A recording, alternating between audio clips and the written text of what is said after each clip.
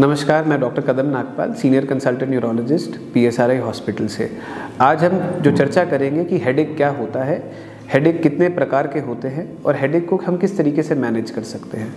तो किसी भी प्रकार का दर्द होना सर के अंदर, उसको हम लोग हेडेक कहते हैं। अगर हम एक ग्रॉस तरीके से बात करें, हेडेक को हम हमेशा कैटेगराइज करते हैं प्राइमरी हेडेक डिसऑर्डर और सेकेंडरी हेडेक डिसऑर्डर। तो प्राइमरी हेडेक डिसऑर्डर का मतलब ये होता है कि हेडेक में कोई नसों में तेज़ी आ रही है, उसकी वजह से हो रहा है, जिसका सबसे कॉमन एग्जाम्पल जो होता है, जो हम लोग अक्सर अपनी OPDs में देखते हैं, वो है माइग्रेन। तो माइग्रेन बेसिकली एक युवा पॉपुलेशन में ज़्यादा देखा जाता है। कई लोग ऐसे भी होते हैं जो एल्डरली पॉपुलेशन में भी आते हैं, जिनको माइग्रेन से जो पीड़ित होते हैं। इस हेडेक के बड़े टेल टेल साइंस होते हैं, बड़े कैरेक्टरिस्टिक्स होते हैं, जैसे कि एक आधे सर में दर्द होना, थ्रॉबिंग क्वालिटी होना, ऐसा लगता है कि जैसे नस फड़क रही है, धप धप करके हेडेक होता है। कई पेशेंट्स को उल्टी का आभास होता है, कई पेशेंट्स को लगता है कि रोशनी में नहीं उनसे बैठा जा रहा और आवाज़ में सुनते साथ ही वो चिड़चिड़े हो जाते हैं।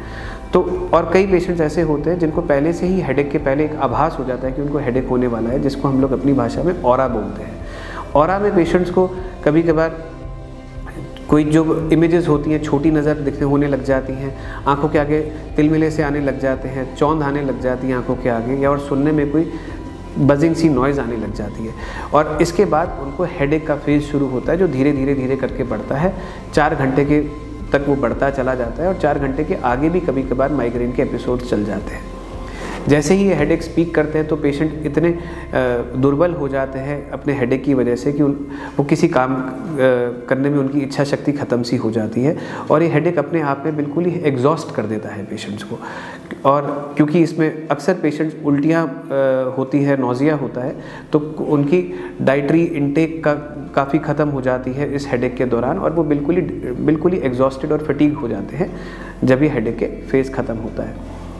इसमें ट्रीटमेंट के आधार पे हम पेशेंट को पहले तो आइडेंटिफाई करते हैं कि उनको क्या वो माइग्रेन के हेडेक्स ही हो रहे हैं कि नहीं हो रहे हैं, जो कि हिस्ट्री और क्लिनिकल एग्जामिनेशन में हमें पता चलता है।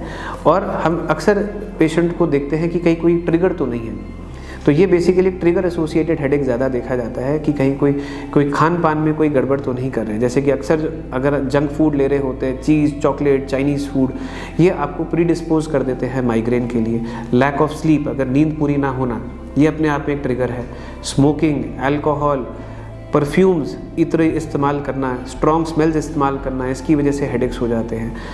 धूप में निकलना, अनइंटरप्टेड ट्रैवल, बहुत लंबी सफ़र करना, ये अपने आप में कॉमन ट्रिगर्स ऑफ माइग्रेन देखे जाते हैं। तो हर पेशेंट के अलग अलग ट्रिगर होते हैं। हम पेशेंट्स को कहते हैं कि अपनी एक डायरी मेंटेन करें ताकि उनको ये ट्रिगर्स पता चले, और ट्रिगर्स को अवॉइड करना ही अपने आप में माइग्रेन के अटैक्स को प्रिवेंट करना होता है।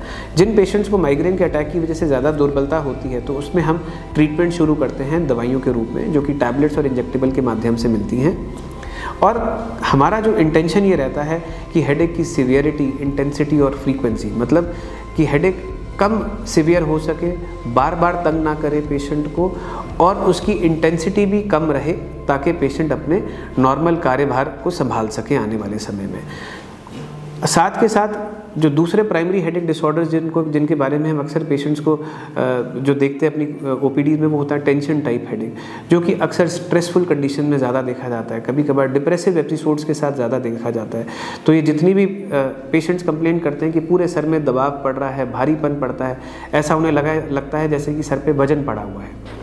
अक्सर ये पेशेंट्स काफ़ी डिप्रेशन के पीड़ित भी होते हैं, एंग्जाइटी भी होती है ऐसे पेशेंट्स को। तो हम इनको अक्सर बोलते हैं कि लाइफस्टाइल मॉडिफिकेशंस करिए, एक्सरसाइज करिए, योगा करिए, डीप ब्रीदिंग एक्सरसाइजेस करिए, अपनी डाइटरी मॉडिफिकेशंस करिए टू स्टार्ट विद, और साथ में कुछ मेडिकेशंस के आधार पे इनको ट्रीट करते हैं, जिसकी वजह से इनको नर्व रिलैक्सेशन का अनुभव होता है। दवाइयाँ लंबी चलती हैं ऐसे पेशेंट्स में, और हम हमेशा इन सब चीज़ों को देखते हैं कि प्राइमरी हेडेक डिसऑर्डर को हम सेकेंडरी हेडेक डिसऑर्डर से डिफरेंशिएट ज़रूर करते हैं। कई पेशेंट ऐसे आते हैं जिनका नाक बंद है तो हेडेक हो रहा है, बार बार साइनोसाइटिस है तो हेडेक हो रहा है, आँखों में दृष्टि कमज़ोर होने की वजह से, कैटरैक्ट्स होने की वजह से, ग्लाकोमा होने की वजह से हेडेक हो रहा है। तो इसमें ट्रीटमेंट हेडेक का नहीं होता है, इसमें ट्रीटमेंट अंडरलाइंग प्रॉब्लम का होता है। कई पेशेंट ऐसे होते हैं जिनको हेडेक हो रहा है ट्यूमर की वजह से, ब्रेन इन्फेक्शन की वजह से, तो उसमें इनको हम सेकेंडरी हेडेक डिसऑर्डर में क्लासीफाई करते हैं। तो इसमें डायग्नोसिस ऑफ द एंटिटी, मतलब अंडरलाइंग कॉज को देखना है कि क्या किस कारण के वश उनको हेडेक हो रहा है, और उसी कारण को ट्रीट करने से ही हेडेक का निवारण होता है। Thank you.